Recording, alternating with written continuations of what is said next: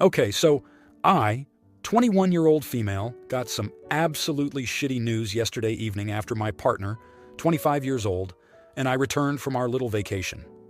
Yesterday evening, I asked for advice regarding processing it and the legal side, but now that it's had more time to compute, I'm thinking about the moral side, and I'm concerned about how I plan to act.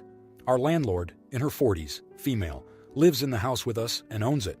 We have the bottom floor as our apartment, and she has the top floor with her partner, in his 40s, male. When we got home yesterday afternoon, she came down to tell us that her parents, gender unknown, are in very bad shape medically.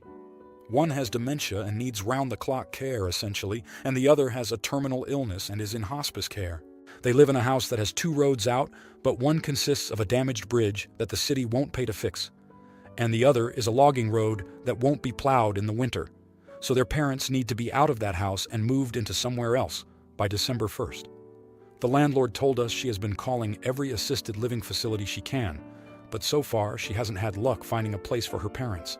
She said if she can't find somewhere in the next few weeks, my partner and I will need to move out so that her parents can move in. She said the latest we'll know by is November 1st, but obviously that is still short notice, and there is almost no vacancy anywhere in our area. On top of that, we only just moved in, August 1st, and I moved over 1,000 miles away from home. Partner and I signed this lease mid-July, and I just secured a new job last week, and we were looking forward to staying at least to the end of our 1-year lease, if not renewing. Honestly, this apartment is perfect for us. We're already in love with it and have spent money on some small renter-friendly renovations, and we have it fully furnished now. We're almost completely unpacked, and I was just about to finally sort my wardrobe. Now we're stressed, and my partner doesn't even want to finish unpacking, since the landlord said there's a roughly 30% chance at this point that she will need us to give up the space to her parents. I understand she's in a tight spot, but I'm already here and invested, and I have a lease. I want to stand my ground and have been looking into resources in case it comes to that. But would I be an idiot if I did? Edit. There is a section in the lease regarding eviction. It states the landlord may evict tenants for failure to pay rent, engaging in illegal activities, or failing to comply with terms of the lease. No pets, no subletting, no permanent renovation.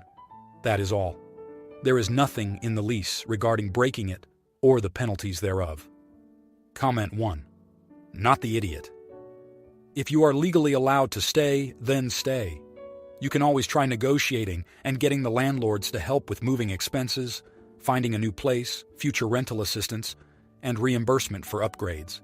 Basically, your landlords knew, or should have known, of their parents' health issues and still chose to rent to you 1 month ago. Their lack of preparation should not force you to upend your life and career. There are plenty of free medical, social work, state, and federal resources that can assist them in this situation. I'd pay attention to the exact wording of what they send you should you agree to break the lease.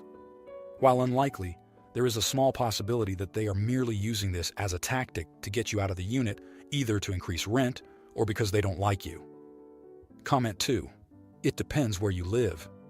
If I'm not mistaken, in LA, a landlord property owner can evict a tenant if a family member needs to move in. So essentially, depending where you live, you may not have a choice. Edit. You're in Vermont, so while the above doesn't apply, the landlord only has to give you notice of what's happening, and they can terminate the lease agreement. Try our legal, but as I understand it, you don't have any legal ground to stand on. You're the idiot if you try to force the issue. I doubt your landlord wants this outcome, but T happens, and she is already in a terrible situation. If you drag this out in court or something, good luck finding another place with an eviction and all of this on your record. Comment 3. You're the idiot. Ask for moving costs, security deposit back, and 2 months' money equal to market rate rent, aka FU inconvenience money to vacate. Then be a decent human being and move out. Yeah, it sucks, but you're being an idiot. Your landlord's parents have dementia and terminal illness. She's going to not renew the lease anyway in a year, and she's going to hate you every step of the rest of the lease duration. You're going to have to move out anyway. Make the separation affordable enough for your inconvenience, and then stop being an idiot. Now, for the next story. My friend went down this weird paranormal rabbit hole 10 years ago. It started after she read about a real case where some guy was with friends, his friends went missing for good, and the guy told the police that he saw a 10-foot-tall green monster from some Hanna-Barbera cartoon eat them one after another. The guy was a teenager at the time, and it's a pretty popular case in paranormal communities. Apparently, the guy stuck to his story for the rest of his life and had full-on mental breakdowns whenever people told him the character isn't real. This caused her to go down this rabbit hole concerning sightings of fictional characters like Slender Man, John Constantine, Pokemon, Santa Claus, and others. I remember her telling me about a sighting she read about that involved Donald Duck appearing in some kid's room, except he wasn't friendly like he is in the cartoons, but demonic. She believes that fictional characters are similar to the UAP phenomenon. She believes in the multiverse theory and that fictional characters are real in other dimensions and sometimes visit ours. Basically, they're interdimensional aliens. She told me that some people in Congress think UAPs could be interdimensional, and she believes this helps validate her theory. Whenever she watches a movie or reads a book that involves a bunch of innocent characters dying, she talks about it in a way like she read about real people in the news dying horrific deaths. I remember when she watched some horror movie where every character dies in the end, and she seemed depressed about it for a few days. I told her that isn't normal, and it sounds like she could have a mental illness of some kind and to get help for it. She just kept telling me that I don't understand, and I can believe what I want. Am I the idiot? Now, for the next story. We have fought countless times about the legitimacy of giants having existed in reality, aka a conspiracy theory. Personally, I don't care if they did or didn't, but he takes my indifference as a slight against his intelligence and opinions. This has caused several fights, one of which we're actively having on the phone, typing this as he rants. Obviously, I've tuned him out and will just let him mansplain until he tires himself out. Is that selfish? Should I care more about his beliefs, even if I think they're irrelevant? In the past, he's expressed feeling dismissed and undervalued. I feel like he's getting too worked up over trivial things, when in reality, I'd love to have such spirited debates over current events, things we could actually, theoretically, impact instead of giants. The action I took was threatening him with, if he brought up giants again, I would not speak to him for 72 hours. I know very childish, but I'm truly at a loss for how to better communicate that I am not open to discussing this further. Happy to provide more context if needed. At a loss for how to get over this blemish in our otherwise pretty great relationship. And Reddit was my last hope. Apologies in advance for any newbie energy. Now here are the comments. Comment 1. Not the idiot.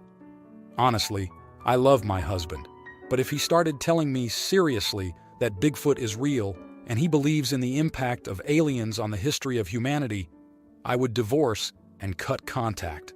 Conspiracy theorists are nut jobs and huge red flags, and it would be an insult to my own intelligence to even entertain such BS.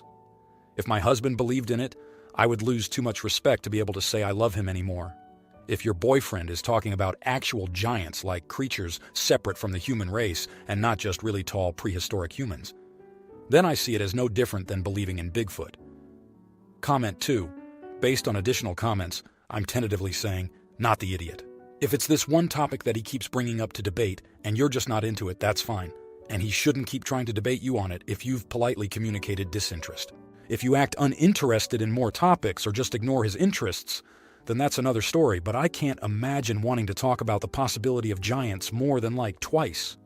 Like is dude talking David and Goliath, or like people who had genetic anomalies that resulted in them being like female 8 tall? Comment 3. No idiots here. Although if he keeps bringing up a topic you have no interest in, he might be veering in that direction. Are you his only outlet for this? Does he have anyone else at all to discuss this with? Why is he so invested in talking about it at all? Is it just rehashing the same thing over and over again? Or does he somehow have new information? Now, for the next story. So here is the gist of what caused this. About 12 years ago, when I was 15 years old, my parents got divorced due to my mother's infidelity. I didn't really take a side during their divorce, as neither were really good parents or a good husband and wife. I haven't really been in contact with either of them that much after the divorce, since they sort of shipped me off to boarding school when they split up, so I would be as close as possible to each of them physically. All of my other siblings blamed my mom for the divorce and stayed with my dad. So a couple of months ago, my mom passed away and left behind my 12-year-old half-sister. Since she had nowhere else to go, and since my other siblings wanted nothing to do with her, I adopted her. When my father and siblings heard of this, they started to berate me over call and blow up my phone with messages about, how could you take in the daughter of that woman after what she did? And that kind of stuff. Now, here are the comments. Comment 1. Not the idiot. Frankly, I think you have approached this in a very mature, compassionate, and above all, admirable way. Becoming a parent to a child is extremely difficult under the best of circumstances. Please make sure you get your half-sibling into therapy. She just lost her mom and learned that most of her family wants nothing to do with her, and either of those will hurt, and both together will really devastate a person. As far as your family goes, feel free to use their beliefs, like their religious beliefs, to shame them. How they are acting towards you and this girl is really vile, and you should remind them of their lack of charity, lack of humanity, and general lack of character for condemning the child for the sins of the parent. Comment 2. Not the idiot one. This is your family. You have every right to have a relationship with them. 2. This is a 12-year-old child who is in no way responsible for your mother's infidelity. 3. Your mother was still your mother in spite of being unfaithful 12 years ago. They have no business gatekeeping your feelings or relationship with her in the first place. Your father and siblings seem to lack some basic human compassion. I am glad you have more, and hopefully that reflects itself in the home you provide your sister. Comment 3. Because the daughter is not at fault for the actions of her parents. They can be hurt about you taking in your sister, but at the end of the day, that's not their problem. Your sister is a victim, just like the others are too. Sorry for the current problems you're in, OP. You're a good sister, and not the idiot. Now, for the next story. I, 31-year-old female, am getting married at the end of the month to my fiancé. I have 5 bridesmaids, one of whom, 25-year-old female, has been missing in action throughout the entire wedding planning process. I really struggled between asking her or my sister to be in the bridal party. We used to be extremely close, but have drifted apart since she met her partner. But in the end, I chose her as my sister, and I are not super close due to a 9-year age gap and living 12 hours apart. She found out she was pregnant in April, so I was trying to be understanding, knowing that she was probably very overwhelmed and excited for her own journey. Then she and her boyfriend decided to get married and planned their own micro-wedding in 2 months. This is fine. It's her life. She can do whatever she wants, and I'm happy for her. But when it comes to stuff for my wedding, she has been completely missing in action. She did not attend my bridal shower or bachelorette, and the other girls have mentioned she doesn't respond to any of the planning chats they have had. She was also supposed to attend my final dress fitting, the only bridesmaid who was, and she ended up bailing, so I went alone. I know she's busy, so I was trying to give her the benefit of the doubt. However, I think I am at my wit's end now. She ordered a dress with the group back in May, but when her dress arrived, she decided she did not like it. We have been trying to remind her to reorder for months, and she finally has, but now the arrival dates listed are after our wedding. I am a little frustrated, as it feels like she has just been completely disinterested in the wedding process. I know she is busy and has a lot going on, but I am feeling a total lack of care about the experience at all. I know weddings are silly in the grand scheme of things, and a dress really won't make or break the day, and shouldn't make or break our friendship. But at the same time, I am seeing it as a symbol of her disinterest. So would I be the idiot if I told her she can't be in the wedding anymore if she doesn't have her dress on time? Now, here are the comments. Comment 1. Not the idiot. I was a bridesmaid for my best friend. She had initially asked me to be maid of honor, but I denied because I didn't have that much availability. I also lived 2 hours away and worked as a paramedic with a crazy schedule. This was also November 2020, when restrictions were being lifted, but having multiple days off wasn't an option with my job. I still managed to make it to as much as I could. I went to every bridal event, every fitting I needed to be at, ordered a dress and had it tailored. Cut her out of the wedding party, but not the wedding. If the dress won't be there in time, what does she expect to happen? She has to also account for how much more pregnant she's going to be in a month. And being 2 months from her due date isn't promising, with her being too tired to actually do bridesmaid things at the wedding. She has her priorities, and that's fine. But honestly, it's shitty of her to have accepted and then been MIA. And to not answer the other bridesmaids is also shitty of her, because they have to plan around someone who may or may not show up. Comment 2. You would not be an idiot, provided you have an adult, non-confrontational conversation with her now, instead of waiting until her dress inevitably fails to arrive on time and everyone's having a meltdown. You seem like a really reasonable individual who's extended her a lot of leeway. And if she's at all reasonable, she knows she's been missing out on, well, everything. A simple, hey, it seems like you've got a lot on your plate right now. I still want to include you, but I think this event would be lower stress for both of us if you attended as a guest instead of as a member of the bridal party will suffice. Then you don't have to worry about the dress or her inability to do literally any of the things a bridesmaid does. Comment 3, not the idiot. Being a bridesmaid does come with some responsibilities, and you don't go into it thinking otherwise, so you would be within your rights. But before jumping straight into it, maybe have a conversation about it. She may be suffering with her pregnancy. Her finances may be screwed. There could be any number of reasons why she's been MIA. This doesn't excuse her behavior, but if you were close and want to retain the friendship, then you owe one another that clarity. If you like this video, you'll probably like these too. Also, while you're here, please consider subscribing. It's your support that keeps this channel alive and allows me to make better and longer videos. Have a great day.